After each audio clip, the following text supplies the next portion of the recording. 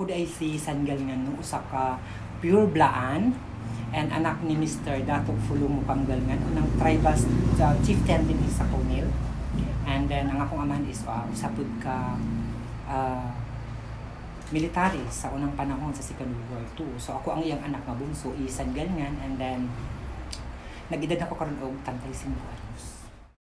Sa mga mapupungay na mata, masisilayan ang nakatagong kwento. Na inihabi ng mga karanasang akala'y naitago na sa limot. Pinalot na ng agyo, ikinahuna sa sulok. Na kung may magtangkaman magbukas, magugulat sa nilalaman nito. Aye, wala ka sa Mula sa mayoryang mapangusga hanggang sa mga taong malapit sa puso, maging sino may hindi na nanaising ungkatin ito.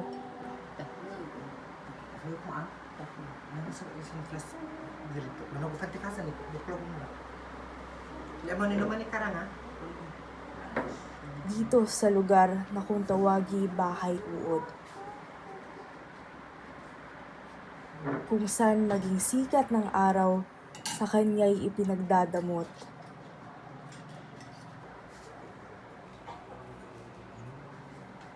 Aye, taf nga tagafang kaan man, ani, alam sa dinidigon na galang sinirado, yung na aking daak ko di ko ni.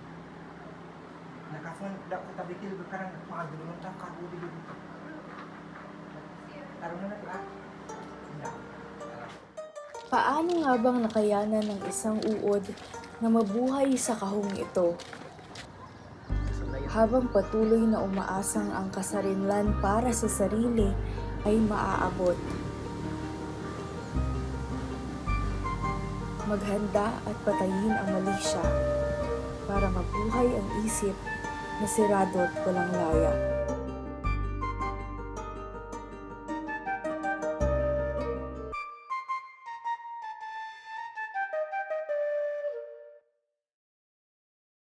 Actually is para makabalo mo kung unsa gid ang ako ang pagkatao. Since in elementary, kasi ang nanay ko no read no write, tatay ko also no read no write, si Blaan. So nabuhi ko is usa ka prostitute. I tell you the truth nga, mao ginaaktabuhan until nga pag-graduate ko. Eskwela sa adlaw, sa gabi yan ang ginatrabaho. Nagasayaw ko all the way.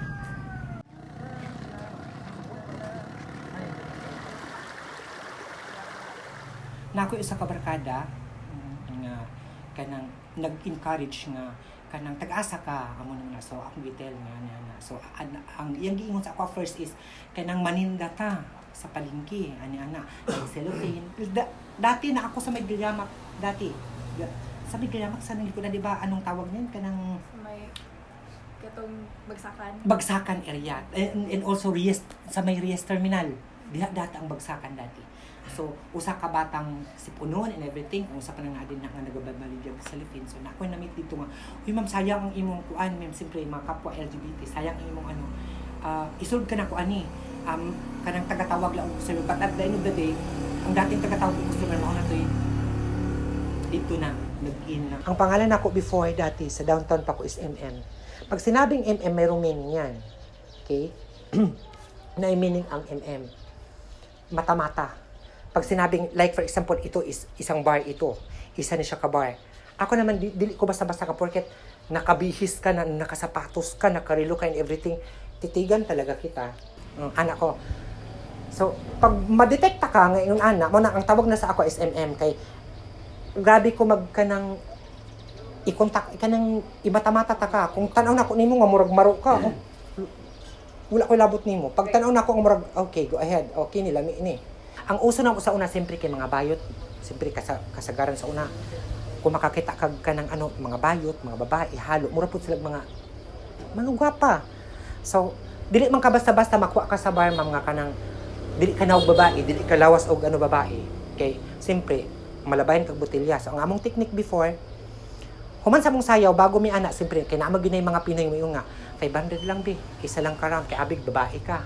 So ang technique namo para dili mi masakpan, mutuumog sa dili kini kung kisa may nakakitaan ni nga mga kining nga video, ma-relate ni nila. Magpalit mi ana daan og tag 5 nga bitsin. Katong tag 5 sa dako naman na kaayo.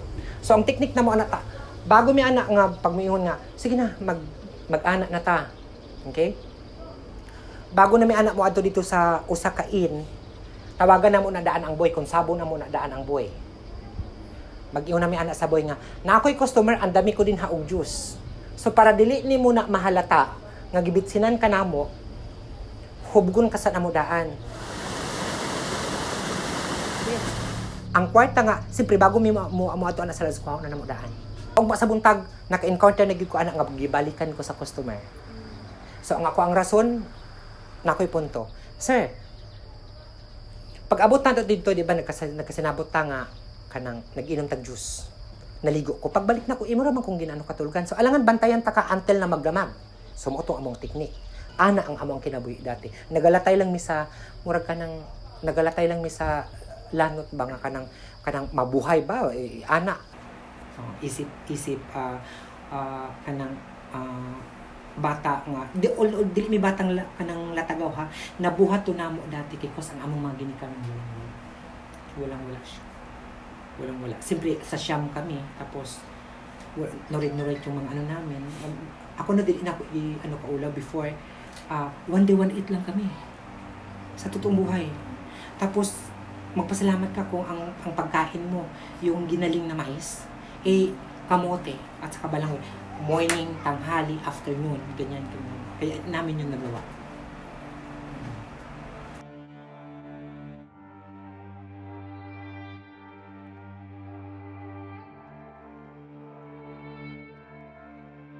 Okay. At the age of 18, okay, dinala ako sa isang hotel. So, sadang nag-in kami, siyempre, doon ko na sa tawag na sa dito na ko na nasugamak ang bago ka pa gamiton. First, actually ipakita na ko sa inyo kung sa akong nagian before. Bakos na siya, no? And then this one, bago pa gamiton, paluin ka pa muna. Paluin ka pa muna. Tapos, nung napalo kami, siyempre lasing and everything, wala na pagising namin, quits lahat. Walang pera na punta sa amin kasi iniwan ko. Sobrang bugbog. Hinubog ng sakit at paghihirap ang kanyang wangis. Nagsilbing kolorete sa muka ang mga sugat na di maalis. Kahit dumi sa katawan, di mailigo sa batis. Muingon sila nga, daghan ang naga-judge nga, prostitute, tamad lang gina magtrabaho, gusto lang ginagpalami. Wala silang kabalo kung saan kinabuhi sa prostitute. Ilabi wala kay grado.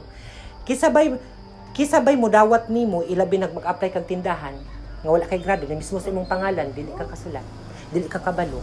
Kung i-assign kag tindahan, ay ko ginang ihatag na lang to nimo tong panindas imong amo nya. Wala ka. Kundi mong ginani. Sa pagkatino lang man prangkahan ta ka ha. Sa dihang nakakwarta-kwarta na ko, dati why kanong nagpalit ko ana kana, that is DVD. Kay gusto ko mahimo kong lalaki. Okay? But kung bayot jud ay kang ipanganak kang bayot ka, dili gud ma-change ang imong pagkatao. Bisag kung saan gid mo magpakalalaki ka, nagpalit ko og kanang DVD, magmas ko lang isa kay feeling nako katong gigamit kuan. Mabaliktad man ang naa sa akong isip. Imbes nagapiyon ko ang baliktad, murag ako may gitusok. So wala gyud ko mahimo. Actually pila ka DVD ang naa dinhi karon nga kanang puro board. Para lang magiging lalaki ko. Pero kung gipakatawo ka nga bakla ka, never nimo nga mausap. Ilang panahon din ang lumipas bago makaalpas. Ilang siklo ng buhay muna ang tinapos bago makalabas. Sa sira-sirang kahong hinamon ng buhay na kay rahas. Karon murag lami na kanang hanay na ang ako ang utok. Dili para sa una nga kanang kung ikumpara ang kalisod nako sa una ug sa karon nga kanang naka-eskwela ko, Then nakakita ko source, nakakita ko murag ka ng murag maayo na akong pagkabutang na. Ikumpara sa una nga kanang batang sayad, batang kanang anong kabalo ka nang kung sa patong mga term ato sa una, pero kanang lahi ra siya karon. Kun baga sa una is bulingit ko, bat karon giligo nako. Kung dati sa una is wala ko, although siyempre as a prostitute murag makalimot ka na sa simbahan, bat karon always ko nagpasalamat nga salamat kay mo kong gibag-o. Nagpasalamat pud ko nga gipakataw ko nga ingon ani, although usahay na ay pagmahay nga may ko Lord ngano imo kong gipanganak ni ingon ani nga kanang full of discrimination, but at the end of the day nga kanang ma-realize na ko ba nga bisag unsa ang gid ako pagbago, di nagituday ko makabago. Ang nabaguhan ang sa akong pagkabait dili ko makabago, but sa ako ang attitude, sa akong life before na kaya na ko bago. Sa gikayon ko na kung dati bulingit ko dati, but now nakaligo na ko. Hinlo na ko karon. Sa pagbangon ay kasabay na rin ang pagbago. Pagbago sa sarili upang tuluyang makaahon. Mula sa sariling batis na di na kayang languyin pa, hanggang sa wakas ay nakalilipad na. Nagmistulang siklo ng buhay ng isang mariposa ang kanyang istorya. Dinaanan ang lahat, maging paglatay sa alambreng makitid ay kinaya. Dahil ang bawat pagaspas ng kanyang mga pakpak, siyang pagkakataktak ng mga masasalimuot na latak. Ang nooy higad, naging isang paru-parong may angking halimuyak, dadapo sa pistilo upang makagawa ng panibagong bulaklak.